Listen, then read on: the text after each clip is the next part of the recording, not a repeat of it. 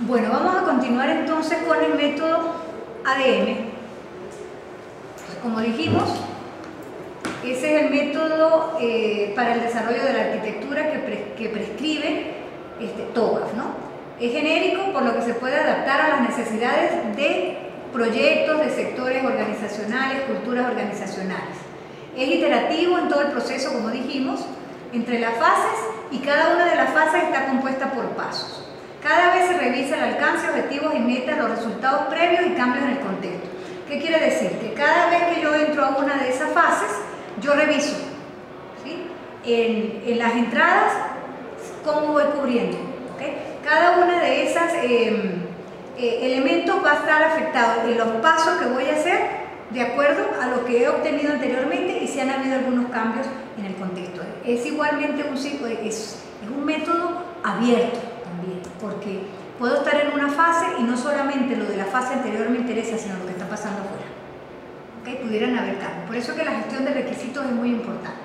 Está centrada en las exigencias de la arquitectura, que es la que lleva la batuta, y en la situación actual del proyecto. Por eso es que cada vez que yo reviso los objetivos, las metas, los resultados previos y los cambios, yo puedo cambiar el orden de los pasos y puedo decidir si un paso es pertinente o no.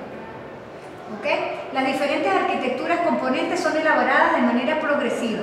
Tampoco hay un orden para decir hago primero A, B y C. ¿Okay? La aplicación exitosa del método tiene relación con el buen uso del repositorio de artefactos del mar. Eso es muy importante, está amarrado totalmente y a los lineamientos. Entonces, fíjense lo que dice. Cada una de estas fases, A, B, C, está descrita en términos de ¿qué? De los objetivos de la fase. Esta fase hace tal y tal y tal cosa. El enfoque o los aspectos que se requiere cubrir en la fase y que orientan la ejecución de los pasos. ¿Okay? Y ahorita vamos a ver un ejemplo. Las entradas requeridas o las entradas opcionales pueden provenir del contexto externo, de otras fases o de otros marcos de trabajo. Es decir, que dice, esta es la fase tal, tiene tal orientación, tiene tales entradas. Esas entradas son manipuladas de acuerdo a los objetivos, a nivel de un conjunto de pasos, y van a producir las salidas, que son artefactos, modelos, catálogos, repositorios, adaptaciones o personalizaciones del marco. ¿Okay? Pudiera ser algo que yo necesito que no esté ahí. ¿Okay? Pero fíjense que aquí entre los pasos es bien importante. Pareciera que siempre, al final de los pasos, hay uno que incluye la validación o la participación de algún stakeholder o de un interesado. De manera que el análisis de brecha y la definición del mapa de rutas de cómo es que se va a llevar a cabo la tarea tiene que ver con la intervención del interesado, del que conoce eso que se está haciendo dentro de la organización. Prácticamente casi todas tienen esa actividad. La otra cosa interesante del método justamente es que está dividida como en grupos, ¿no? Hay grupos de fases para hacer procesos. Entonces hay procesos que son de planeación, hay procesos que son de modelado de la arquitectura y hay procesos de gobernabilidad y gestión del cambio. Entonces, por ejemplo, los procesos que están acá, ¿sí? Son procesos de planeación. La parte preliminar, la visión de la arquitectura y que cubre parte de la gestión de requisitos para poder arrancar. Eso es lo primero que se hace. Hay una situación problemática, define esa definición, esa me permite definir la visión de la arquitectura, o sea, vamos a crear una arquitectura que cubra tales y cuales problemas, que solvente tales y cuales cosas, tenemos tales oportunidades y tales decisiones. Pero también esa fase de planeación se vuelve a revisar una vez que ya la arquitectura comienza a desarrollarse a nivel de migración. Cuando se hace el plan de migración, también de nuevo se revisan las oportunidades, las soluciones, a ver cómo es que va esa actividad. Está la otra, que es la parte del modelado de arquitectura, que es la típica. Está la arquitectura del negocio, sistema de información y tecnología. Bien importante que a pesar de, como yo dije, tiene A, B y C, yo pudiera empezar por alguna de ellas y voy complementando. La parte de gobernanza o de gobernabilidad, que cubre también, fíjense que la gobernabilidad ¿de quién? De la planificación, de cómo ejerzo yo el gobierno, qué los controles, qué monitoreo, cómo lo hago con respecto a la planificación, qué cambio, y por supuesto aprovechando las oportunidades y soluciones, que fue lo que vimos en la transparencia de los conceptos. Y por supuesto, una vez que ya se implementó y se desarrolló, cómo se hacen los cambios. Por ejemplo, esto de gobierno tal cual está aquí es con respecto al plan de migración y las oportunidades actuales. Pero cuando realmente viene un cambio fuerte, esa gestión de cambios lleva también su actividad. Entonces digamos que esos son los procesos más importantes. La otra cosa interesante es que puedo utilizar entradas de otros modelos de arquitectura que no sean TOGAF. Es decir, que por ejemplo aquí en la parte de planificación yo puedo utilizar algo que venga de PBN, ¿okay? Que tiene que ver con particularidades de la gestión de proyectos. Y los entregables pueden ser modificados o revisados en fases posteriores. Es decir, que como este proceso es iterativo, como dijimos, pudiera ser que haya un informe de sistemas de información que está definiendo la arquitectura actual de esa perspectiva. Entonces, a lo mejor, cuando la revisa el stakeholder, pudiera ser que se modifique. O llegó nueva información, mire, es que usted no puso tal, es que usted no me lo dio, entonces vamos a completar. Entonces, esos entregables no son definitivos. Pudiera ocurrir que, como es progresivo, eso se vaya refinando. El otro punto, entonces, ahora lo que vamos a hacer es ver muy rápidamente cada fase. Entonces, por ejemplo, aquí, esta fase preliminar, fíjense que está fuera de todo, porque esa es la que me dice dónde, qué, por qué, quién y cómo hacer la arquitectura. Sobre todo es en qué organización, qué voy a hacer, por qué lo voy a hacer, hay un problema, etcétera, etcétera, con quién cuento y cómo lo voy a hacer. Entonces, esta incluye fases que preparan para crear la capacidad de arquitectura.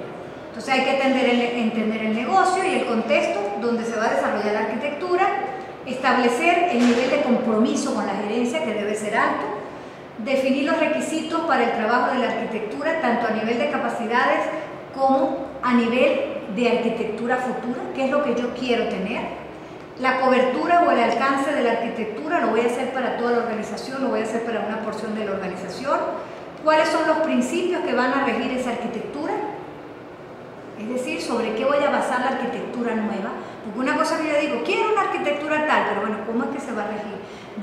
Por ejemplo, voy a reutilizar al máximo lo que tengo, los sistemas legados que hay los voy a mejorar y los voy a integrar, etc. Entonces esos son los principios que se van a establecer desde el principio. Establecer cómo se va a ejercer ese ejercicio de gobernabilidad y control, adaptar el marco al contexto, qué productos o qué artefactos voy a utilizar, cómo voy a ajustar el ADM también, qué es lo que voy a trabajar, y establecer las herramientas con las cuales voy a contar para hacer el trabajo. En ese caso, vamos a ver, por ejemplo, en el caso de los principios, ¿no? Que es una de las cosas que a mí digamos, yo la tomo en cuenta porque yo pienso que es una de las que más difíciles existen, ¿no? Dice, bueno, principios de arquitectura, o sea, ¿qué es eso? Entonces, por ejemplo, el establecimiento de principios son los que rigen la definición de los elementos de la arquitectura futura deseada, por lo que se requiere para realizar el análisis de brecha con la arquitectura base. Entonces, yo digo, por ejemplo, ¿qué son principios? Por ejemplo, maximizar el beneficio de la empresa. Los sistemas actualmente son muy lentos, las cosas se hacen a mano, etcétera, etcétera. Eso me va a establecer a mí un punto para medir la brecha de donde estoy con respecto a lo que quiero. Uso de aplicaciones comunes, ¿ok? Datos compartidos, interfaz integrada, que sea fácil de usar, que sea fácil de escalar y de evolucionar, ¿verdad? Orientada a servicios, etcétera, etcétera. Que integre los flujos de trabajo, que esté disponible a nivel de operación todo el tiempo. Entonces son criterios que van a permitir diseñar tanto la perspectiva de infraestructura, de datos, de aplicaciones, etc. Entonces son elementos que yo voy a tomar en cuenta. Entonces, por ejemplo, aquí, caramba, no puedo abrir, dije una grosería, caramba, no pude abrir aquí, vamos a ver qué pasó. Sería porque, claro, que yo cambié el enlace, eso los tengo aquí, eso los tengo aquí.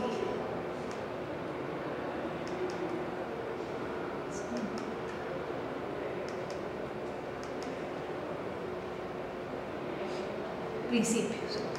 Esta era la que yo quería ver. Entonces fíjense que aquí está la definición de los principios, pero además aquí hay un montón, ¿no? Que hay principios de negocio, principios de datos, principios de aplicaciones y principios de tecnología. Entonces este formulario es totalmente adecuado para ayudar a definir esos principios, porque entonces él te define al final y te dice cómo vas a definir el nombre del principio, va a tener un identificador, ¿sí? Cuál es el objetivo fundamental del principio, cómo es que se va a explicar o a entender y qué implicaciones trae. Entonces uno describe cada uno de los principios en esos términos. Entonces es bien interesante porque justamente le permite al que está definiendo darse una ayuda. Ve los principios del negocio, por ejemplo aquí. Estos principios de gestión de información aplicados a toda la organización dentro de la empresa. Entonces el principio tal. Entonces ahí le dice a uno si es obligatorio, si no es obligatorio, etcétera, etcétera. También establece prioridades a ese nivel. Entonces fíjense que cada uno de estas fases está formada de esa manera. La otra cosa que yo le quería mostrar antes de eso es justamente la estructura de las fases. Que eso es bien importante. Cómo está descrito cada una de las fases a nivel. Por ejemplo, aquí está la fase preliminar, que es donde estamos ahorita. Entonces esta fase preliminar está definida en términos de sus objetivos. Los objetivos de esta fase son tales. Entonces determinar la capacidad de la arquitectura deseada por la organización y establecer la capacidad de la arquitectura. ¿Qué tiene como enfoque? Fíjense que el enfoque es el que me va a decir a mí justamente cuáles son los aspectos principales que se cubren con esa actividad. Entonces cada uno tiene su enfoque. Entonces aquí, fíjense, dice definir la empresa, identificar los conductores y elementos claves del contexto organizacional, los requerimientos de la arquitectura, los principios, te dice, y aquí te los explica. ¿Okay? Dice que es un enfoque estratégico de arriba hacia abajo, etc. Entonces que le da uno aquí todos los lineamientos para entender en qué consiste esa fase y cómo es que se va a atacar cada uno de esos elementos. Luego que yo tengo eso, que me describe qué son los principios, todas esas estructuras, entonces me va a definir aquí las entradas. Me define cuáles son las entradas. Tengo el manual de tanto externo, o sea, todo lo que viene de TOGAF. Y hay otras que no son de TOGAF, ¿okay? Que tiene que ver justamente con acuerdos, con elementos que vienen de planes, estrategias del negocio, todo eso que existe en la organización. Entonces me dice a mí todos los elementos que son como entradas, que son de la arquitectura, que son externas, que vienen de otra fase. Por ejemplo, esta es la primera, no tiene de ninguna, pero sí tiene algunos detalles. Y tiene el conjunto de pasos. Cada uno de los pasos está descrito más abajo. Entonces dice, por ejemplo, estos pasos, el orden de esta fase, ¿sí? Están establecidos y que deben ser adaptados a la situación. Es decir, que no significa que tengo que hacer todo eso. Y aquí cada uno tiene el cómo llegar. Por ejemplo, aquí, defina el equipo de trabajo. Entonces le dice a uno cómo es que usted va a definir ese equipo de trabajo. Entonces cada uno de ellos está definido en esos términos. Entonces eso significa que, bueno, tengo orientación de qué hace, qué pasos requiero hacer, qué enfoques o aspectos voy a cubrir en esa fase. Ya de algún modo me está diciendo qué capacidades y competencias necesito. Y me está dando también herramientas para describir y técnicas para hacer cada una de las cosas. ¿Okay? El siguiente paso, después de la fase preliminar, es la visión de la arquitectura. Aquí yo ya establecí de algún modo un proyecto, ¿okay? Hay un contexto, etc. Pero entonces, en este caso, voy a desarrollar una visión de alto nivel de las capacidades y del valor del negocio que voy a obtener como resultado de implantar la arquitectura. Es decir, mi visión. O sea, yo ya tengo este problema, tengo estas capacidades, voy a hacer tal cosa, pero ¿qué voy a obtener como organización de eso? Por lo tanto, es lo que se obtiene para que se apruebe el trabajo de arquitectura. Fíjense que yo no empiezo a diseñar aquí nada hasta que yo no tengo eso. Por lo tanto, esto inicia una iteración del proceso de arquitectura. Define el alcance, las restricciones, las expectativas requeridas al inicio de cada ciclo de arquitectura. O sea que de alguna manera aquí, de acuerdo al alcance, yo defino, voy a hacer un ciclo, voy a hacer 2 ciclos, etc. ¿Okay? Y crea la visión de la arquitectura. ¿Hacia dónde vamos? Valida el contexto de negocio y crea las bases para comenzar el trabajo. Aquí tampoco tengo esta entrada, dice que no. Okay. En este caso es el mismo caso del otro. Pero en todo caso también tengo un formulario de apoyo para describir que es el entregable de esa fase. En este caso, fíjense que, entrando ya más en detalle, ¿qué define exactamente esta etapa? El problema de la empresa y sus escenarios, la visión del negocio, las oportunidades y conductores del cambio, la conjunción de los objetivos del negocio con los objetivos de la tecnología, la descripción de los procesos involucrados, eso depende del alcance, si es toda la organización, si es una porción, quiénes son los interesados, cuáles son los flujos de información que hay, qué sistemas existen ya. Es decir, que yo tengo ya una visión general. Estamos parcialmente automatizados, no lo estamos, etcétera. Y por supuesto, los requisitos que debe cumplir la arquitectura y sus prioridades. Por lo tanto, su objetivo principal es crear una vista general del modelo de arquitectura que voy a desarrollar. Entonces, ya con ese objeto, yo puedo pasar entonces a definir el modelo de negocio. Fíjense que en este caso, la arquitectura del negocio me va a decir qué procesos y qué gente trabaja y cuál es la relación que existe entre ese proceso y la gente. Pero no un proceso, todos los procesos que están cubiertos en ese alcance de la organización. Es decir, si es toda la organización o es un poco, ¿no? En ese caso, va a definir la estructura organizacional, los objetivos y las metas del negocio, las funciones del negocio, los servicios del negocio, los procesos del negocio, los roles del negocio y la relación entre la organización y la función. Es decir, la estructura organizativa y las funciones que hay. Ya con eso, normalmente yo utilizo aquí de nuevo, creo que me pasó lo mismo de las matrices de cruce. Aquí tengo matrices como la que les mostré, donde definimos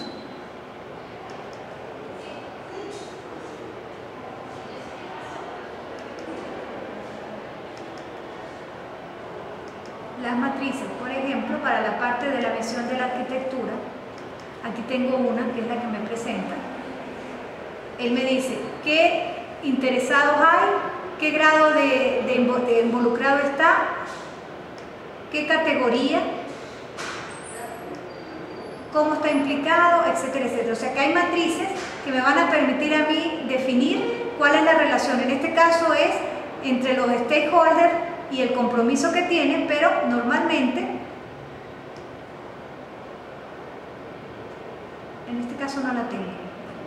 Eso fue un defecto porque yo bajé eso y no me bajó todo. Pero yo en casa había revisado una donde estaba, que era la que había enlazado, que es donde está justamente una matriz que me permite relacionar, por ejemplo, las funciones con los roles, las funciones con los objetivos, de manera que yo puedo saber exactamente cómo funciona el negocio, porque esa es la idea de este modelo de la arquitectura del negocio. Una vez que yo ya más o menos entendí para qué sirve esta fase, está el conjunto de pasos. Fíjense que este tiene 8 pasos. Defino los modelos de referencia, selecciono los modelos de referencia, puntos de vista y herramientas. Modelo de referencia para definir cuáles procesos, cuáles objetivos, la motivación. Toda la parte de motivación está aquí. Defino la arquitectura base y la describo. Defino la arquitectura deseada y la describo. Realizo el análisis de brecha entre las arquitecturas. Define el mapa de rutas de los componentes candidatos. Es decir, el mapa de rutas de cómo voy yo a desarrollar esa arquitectura. Es un roadmap. Y realiza una entrevista formal con los interesados, finaliza la arquitectura y crea la arquitectura y la documenta. Entonces fíjense que está definido cada una de las cosas que se debe hacer y normalmente, como dije de nuevo, cada una de estas tareas tiene, en el caso de la arquitectura me dice qué artefactos creo, qué diagramas voy a hacer, en el caso del análisis de brecha me dice qué técnicas voy a usar, cómo las voy a usar, etc. Una vez que ya yo hice el modelo de la arquitectura de negocio, pues vamos a ver la arquitectura de sistemas de información, que está compuesta realmente por otras dos. Pero ¿cuál es el objetivo principal de esta fase? Describir todo lo que se refiere a los sistemas de información que apoyan a los procesos del negocio. Y sobre todo esto, las relaciones que existen entre los sistemas de información. ¿Okay? Y los principios que gobiernan el diseño y la evolución. Por ejemplo, vamos a suponer que yo tengo aplicaciones o sistemas que apoyan solamente las funciones pero no están integrados con otros. Entonces, dentro de los principios que se establecieron, dice, yo quiero que todos los sistemas ahora se comuniquen. Que yo a través de esta interfaz común yo pueda acceder a otra. Entonces ya en ese caso se van a aplicar los principios a lo que yo estoy observando. Entonces justamente yo tengo que ver la relación que existen entre los sistemas de información y los procesos que acabé de modelar. Hay dos grandes pasos, la arquitectura de datos y la arquitectura de aplicaciones. La arquitectura de datos desarrolla la arquitectura base y la arquitectura deseada y se seleccionan cuáles son los diagramas que yo voy a utilizar para representar. Generalmente se utilizan diagramas de paquetes, ¿ok? Y diagramas, en algunos casos pudieran ser también diagramas de componentes, porque voy a describir para el caso de las aplicaciones. Y por supuesto, me dice qué técnicas utilizo para analizar la brecha que existe entre lo que tengo y lo que deseo y cómo es que voy a realizar las actividades ya de construcción de esa arquitectura deseada. Eso es el mapa de rutas. Y por supuesto está basado en los modelos de referencia que están previstos en el TOGAF. En el caso de las aplicaciones es exactamente lo mismo, lo único es que yo me voy a dedicar a definir cuáles son las aplicaciones que apoyan. Ahora bien, una cosa importante que no lo dice de manera directa, pero que está implícito. Si yo tengo aquí un modelo de sistemas de información que está conformado por dos arquitecturas, datos y aplicaciones, normalmente al final, cuando yo hago el modelo que representa a este sistema de información, yo conjunto las dos. Es decir, muestro la arquitectura de datos, muestro la arquitectura de información y muestro la relación entre ambos. Porque si no, no puedo hablar de sistemas de información. Entonces, en ese caso, los pasos están definidos allí. Vamos a ver aquí rápidamente, en este, la arquitectura de sistemas de información. Está aquí en detalle, tiene sus objetivos, tiene su enfoque. Aquí tiene las entradas provenientes de la arquitectura, los pasos, construya uno y construya la otra, y las salidas. Fíjense las salidas. En las salidas que tengo un documento de definición de la arquitectura que es borrador, donde tiene la arquitectura base, la arquitectura deseada, la arquitectura de aplicaciones y la arquitectura tanto de datos como de aplicaciones deseada y actual. ¿Ok?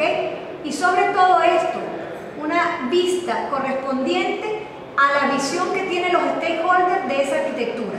¿Qué quiere decir? Quiere decir que yo voy a tener cada uno y luego los stakeholders o los interesados me van a ayudar a mí a definir cuál es la relación que existe entre ellos, si no se obtiene directamente. Pero además hay una cosa muy importante, que justamente es los requisitos de la arquitectura, de la especificación, es decir, ¿cómo hago yo para saber cómo paso del baseline al target de cada uno de ellos? ¿Qué restricciones tengo y cómo los actualizo? Y al final, el diagrama de la arquitectura. Pero en ninguna parte, aquí me dice, y eso un poco algo que debería de repente modificarse, es ver la conjunción. Ver modelo de datos y modelo de sistemas de información, actual y futuro, juntos. Porque así uno entiende muchísimo mejor qué requisitos tengo con respecto al modelo de procesos del negocio que es el que tengo que apoyar. Porque ¿cuál es la idea? La idea es que yo haga una arquitectura futura pensando que esa arquitectura va a apoyar al modelo de negocio futuro. Entonces, si yo no tengo la relación directa entre los datos y las aplicaciones que conforman los sistemas y los enlazo con los negocios, no está. Y ese es un diagrama que yo pudiera sugerir que hay que hacer. Ese hay que hacerlo, o sea, no dejar los dos modelos por separado, porque va a faltar, o sea, falta información mucho más completa. De manera que, igualmente, luego sí voy a hacer el análisis de brecha y luego sí voy a hacer el mapa de rutas que prioriza. Relacionarlo con el proceso anterior. Ajá. Sí, hay que relacionarlo con el proceso anterior. En el caso de la arquitectura de tecnologías, igualmente, él se va a dedicar a ¿qué? A definir el hardware, el software, la tecnología de comunicaciones que habilita la arquitectura de datos y aplicaciones, es decir, en lo que se apoyan los sistemas de información.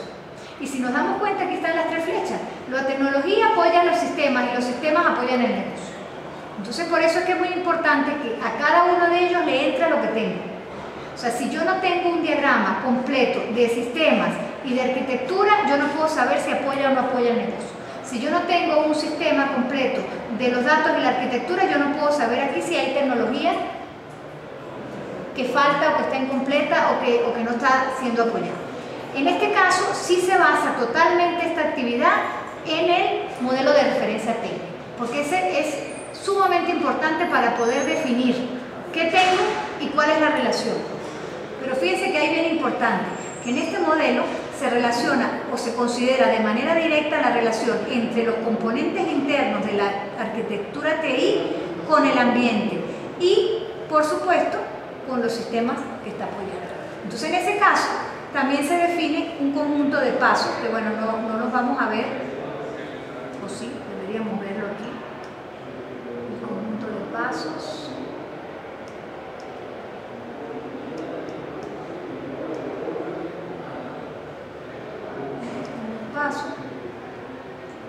Los objetivos, ve que se habla del repositorio, el enfoque está basado en el repositorio, en los modelos de referencia, totalmente como lo vimos hoy día, ¿sí? Todos los elementos comunes a las arquitecturas, es decir, que yo me voy a basar en esos elementos de flujo de trabajo y de flujo de información en la organización que ya están predefinidos en los modelos de referencia, el uno y el otro, que entran en material externo de la empresa, los materiales de referencia de la arquitectura y, por supuesto, me entran todas las anteriores, todo lo que se refiere al modelo de organización, todo lo que se refiere a la visión de la arquitectura, el repositorio y, por supuesto, me tiene que venir la especificación de requisitos. Y aquí están las arquitecturas de negocio, la arquitectura de datos, la arquitectura de aplicaciones, de manera que yo pueda realmente trabajar con eso. ¿Cuáles son los pasos? Aquí están los pasos. Se seleccionan los modelos de referencia, puntos de vista y herramientas. Se desarrolla la arquitectura base, la arquitectura futura. Ves que realmente los pasos son los mismos. Si uno se pone a ver, son los mismos. Y al final siempre va a haber una revisión con el stakeholder, con el que está allí. Diferentes, pero son los mismos pasos. Exactamente, y al final siempre va a crear el documento. Pero realmente, ¿qué es lo que hace distinto? La aplicación de los modelos de referencia y la clasificación y el uso de diagramas. Por ejemplo, aquí dice que va a desarrollar la arquitectura, va basada en el repositorio, basada en los bloques de construcción que se tienen. Aquí, por ejemplo, estas son las matrices que relacionan sistemas con tecnologías, que son bien importantes. Es decir, qué sistemas están apoyados con qué tecnología. Con el de arriba. Y el otro, que es el de los artefactos, el de los entregables, perdón, que es el que me dice, esa era qué etapa, la D.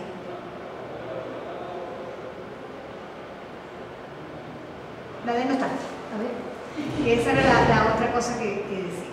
Bueno, en todo caso, fíjense que siempre hay una manera de completar las actividades y el trabajo que se tiene. No hay gran variabilidad en los pasos. Pareciera que son repetidos. Lo que cambia es las técnicas en las que se soportan los artefactos que producen, la manera en cómo se realiza la especificación o modelado, tanto del actual como de la futura. ¿Ok?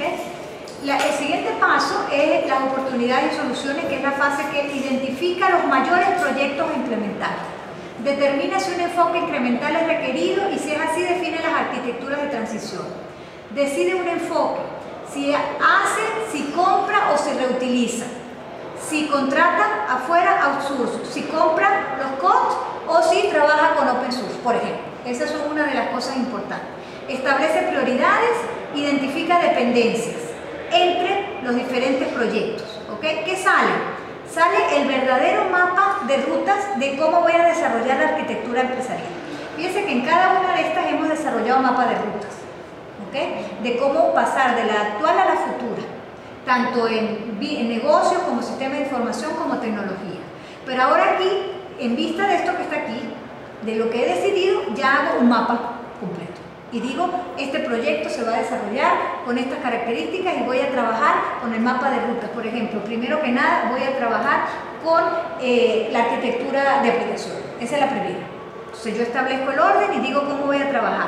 Y cuáles son las arquitecturas de transición, si son necesarias, y decidí que era un enfoque incremental, que normalmente lo es, porque las organizaciones no se paralizan, ¿ok? Entonces tienen que seguir trabajando.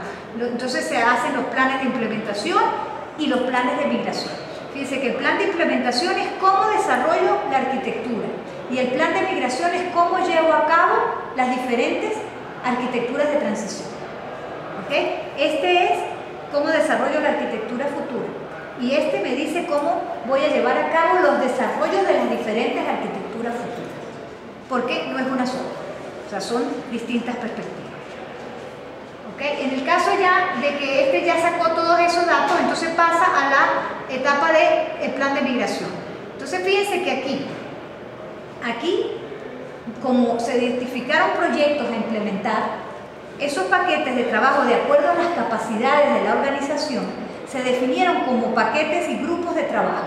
Es decir, por decir, en el plan de implementación te voy a dar implementación de arquitectura de sistemas de información, que tiene dos, datos y aplicaciones. Vamos a suponer que esa es la primera, ¿ok? Y la primera arquitectura de transición es esa, ¿ok? Pero para hacerlo yo voy a agrupar este grupo de actividades de trabajo del mapa de rutas en un conjunto. De allí entonces, una vez que ya se identificaron esos paquetes de trabajo, se van a hacer análisis de costo-beneficio, porque el otro lo que dijo es, mira, búsquelo así, hágalo así. Y esta es la manera de hacer. Yo todavía estoy en plan, ¿ok? Pero antes de hacer el verdadero plan de migración, y ya aprobarlo, porque al principio es un esbozo, yo tengo que saber cuál me produce menos riesgos, cuál es menos costoso, cuál es el que mejor conviene a la organización. Y entonces ahí sí hago, como dice aquí, un plan detallado completo de lo que voy a hacer. Aquí hice el esbozo basado en estas decisiones que están aquí. Sobre todo las prioridades, los planes mayores, agrupé los paquetes de trabajo, dije si iba a comprar, puedo también decir, esto lo compro, esto lo reutilizo, esto lo voy a hacer aquí. Entonces, de acuerdo a eso, se establece ese plan inicial que luego va a ser decidido, ¿ok? Se asegura que la gente está disponible, que hay capacidades, que todo el mundo entiende que hay arquitecturas de transición y hay un plan de migración y que, por supuesto, se puede desarrollar el proyecto en la organización. Entonces, fíjense que es aquí realmente donde viene el desarrollo y a la par con la gobernabilidad. Una vez que se arranca el proyecto, entonces voy a monitorear y a controlar cómo se va desarrollando esa arquitectura futura. Aseguro que cumple con las especificaciones de los proyectos y, por supuesto, que se incluyen las solicitudes de cambio que pudieran surgir a nivel de los requisitos o a nivel de la planificación de la organización. No necesariamente los cambios tienen que ver con el producto, pueden tener que ver con el plan, con las fechas, por ejemplo, o con las capacidades que se tienen. No necesariamente va a venir con la arquitectura. Y luego, por supuesto, se va monitoreando y se va llevando un registro de lo que es el valor de los negocios. Eso tiene que ver con la aplicación de la evaluación de la arquitectura, la madurez de la arquitectura. Porque la madurez es la que me va a decir a mí si la organización está mejorando o no, aunque no sea a nivel de dinero, pero el hecho de que la organización ya tenga un poco más estructurado lo que él quiere, ya es un valor agregado a la organización. Entonces esto, si ustedes se fijan, esta, como dijimos, es una actividad totalmente dada por el Comité de Gobernabilidad. Es decir, que tiene sus técnicas para evaluar, para medir, para monitorear. Y está basado totalmente en el repositorio o en el continuum de la empresa. Pero entonces fíjense que realmente ellos son los que van a gestionar. Pudiera ocurrir que esa gobernabilidad no solamente gestiona casos en los cuales cambian fechas, esquemas, capacidades, sino que realmente la arquitectura como tal en sus modelos requiere un cambio. Entonces ya ese se gestiona directamente por este proceso, que provee un proceso continuo de gestión de cambios. O sea, hay un cambio, deben haber mecanismos que dicen cómo se analiza ese cambio, cómo se analiza el impacto del cambio, se va a agregar, no se va a agregar, y por supuesto, cómo eso afecta los planes que ya vienen, ¿ok? Y por supuesto, eso es lo que va a permitir que sea realmente una arquitectura flexible. Porque si yo establezco que lo que está aquí es lo que se va a hacer y listo y no se acabó, entonces normalmente la arquitectura que voy a obtener aquí ya no es progresiva, ya no se ajusta a la organización. Entonces, en ese caso, pues esta actividad va a la par con esto, pero realmente aquí lo que se monitorea es lo que se planeó. Mientras que aquí lo que se hace es incluir un cambio que por supuesto luego se va a analizar en oportunidades, se va a incluir en el plan de migración, etcétera, etcétera. Pero aquí ya hay actividades directas para llevar esa gestión de cambios directamente por la organización. Todo lo que se requiera está aquí en esta dirección. ¿Okay? Ese está allí lista. Y aquí, bueno, esto es una tarea para los estudiantes del posgrado, donde dice que para la fase preliminar y la visión de la arquitectura, describir los objetivos, enfoque, entrada, salida, revisar los pasos y delinear, ese es realmente el resultado, un procedimiento general, lo más sencillo posible para ejecutar cada una de las actividades mencionadas. Revisa los lineamientos y las técnicas. Yo debería aquí agregarle que me lo hagan en un diagrama de actividades, pero esa ya es tarea para mi estudio. ¿Ya? Ya.